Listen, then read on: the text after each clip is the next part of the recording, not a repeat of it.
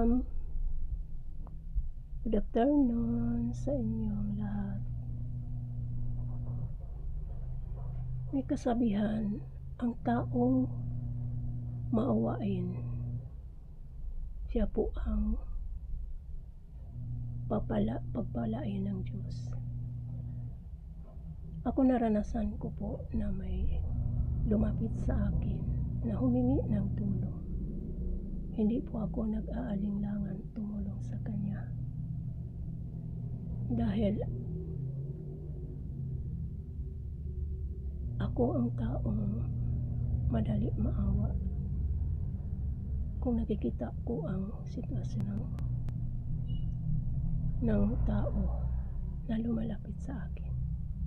Bilang ako ay mahirap din, pero hindi ko